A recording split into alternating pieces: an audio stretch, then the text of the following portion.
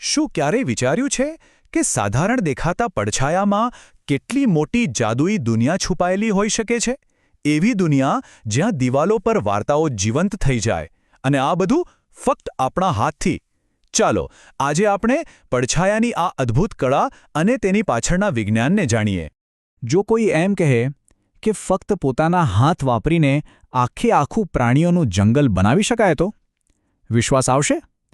સારું, ચાલો જોઈએ કે આ કેટલું શક્ય છે. હા, જુઓ, આ બિલકુલ શક્ય છે. અને આ કોઈ જાદુ નથી, હો. આ તો વિજ્ઞાન અને કળાનો એકદમ સુંદર સમન્વય છે. તો આ પડછાયા પાછળનું રહસ્ય શું છે? ચાલો એને સમજીએ. ખરેખર તો દરેક પડછાયાની પાછળ એક બહુ જ સરળ રેસિપી છુપાયેલી છે. હા, સાવ સાચી વાત. ભલે ને પડછાયો ગમે તેટલો મોટો કે જટિલ દેખાય, એને બનાવવા પાછળનું વિજ્ઞાન ખરેખર એકદમ સરળ છે. એના માટે ફક્ત 3 વસ્તુઓ જોઈએ. તો આ રહી એ પડછાયાની રેસિપી. એના માટે 3 મુખ્ય વસ્તુઓ જોઈએ. પહેલું, પ્રકાશનો કોઈ સ્ત્રોત, જેમ કે દીવો હોય, મીણબત્તી હોય કે પછી સૂર્ય. બીજું, એક અપારદર્શક વસ્તુ, જે પ્રકાશને રોકે. અને ત્રીજું, એક પડદો કે સ્ક્રીન, એટલે કે દિવાલ જેવી કોઈ સપાટી જેના પર પડછાયો દેખાય. હવે આ અપારદર્શક એટલે શું? એકદમ સિમ્પલ. એવી કોઈ પણ વસ્તુ જેમાંથી પ્રકાશ પસાર ન થઈ શકે, એ પ્રકાશને પૂરેપૂરો રોકી દે, જેમ કે આપણો હાથ, કોઈ પુસ્તક કે કોઈ પણ ઘન વસ્તુ. અને બસ આ જ કારણે પડછાયો બને છે. જો અહીંયા આપણી એ જ રેસિપી એકદમ સ્પષ્ટ દેખાય છે. દીવો એ પ્રકાશનો સ્ત્રોત છે, આ વ્યક્તિ એક અપારદર્શક વસ્તુ છે, અને પાછળની દિવાલ એ પડદો છે. બસ આટલું જ છે ને, એકદમ સરળ. સારું, તો હવે આપણે વિજ્ઞાન તો સમજી ગયા. તો ચાલો હવે આ જ્ઞાનનો ઉપયોગ કરીએ અને થોડા કલાકાર બનીએ. તૈયાર છો ને પડછાયાથી પ્રાણીઓ બનાવવા?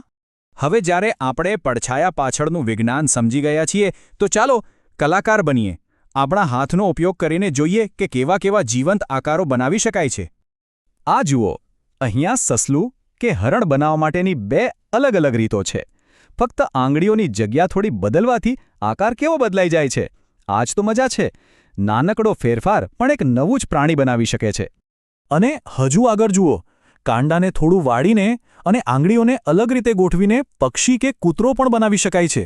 મતલબ કે શક્યતાઓ અનંત છે. કલ્પનાની કોઈ સીમા જ નથી.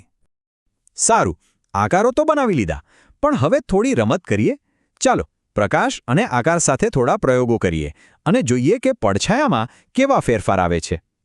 એક સવાલ, જો આપણે આ 3 વસ્તુઓ એટલે કે પ્રકાશ, હાથ અને દિવાલ વચ્ચેનું અંતર બદલીએ તો શું થાય? પડછાયો એવો ને એવો જ રહેશે? ચાલો જોઈએ.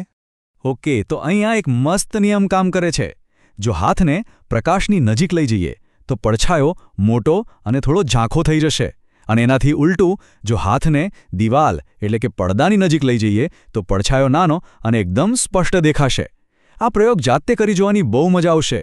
અને હજુ એક પ્રયોગ, જો હાથને સ્થિર રાખીને પ્રકાશના સ્ત્રોતને જ આજુબાજુ ખસેડીએ તો પડછાયો પણ સાથે સાથે બદલાશે. ક્યારેક લાંબો થશે, ક્યારેક ટૂંકો, ક્યારેક ત્રાંસો. આનાથી આપણી પડછાયાની વાર્તામાં એક નાટકીય અસર પણ લાવી શકાય છે. તો આપણે વિજ્ઞાન પણ સમજ્યા અને કળા પણ જોઈ. હવે સર્જન કરવાનો વારો છે. આ જ્ઞાનનો ઉપયોગ કરીને કલ્પનાને છૂટી મૂકી દેવાની છે.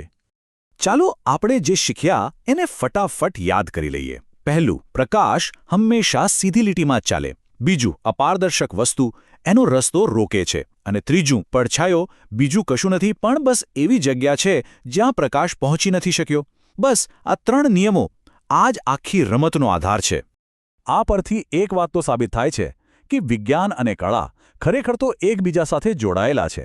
જ્યારે આપણે પ્રકાશના નિયમોને સમજીએ છીએ, ત્યારે જ આપણને એની સાથે રમીને કંઈક નવું બનાવવાની શક્તિ મળે છે.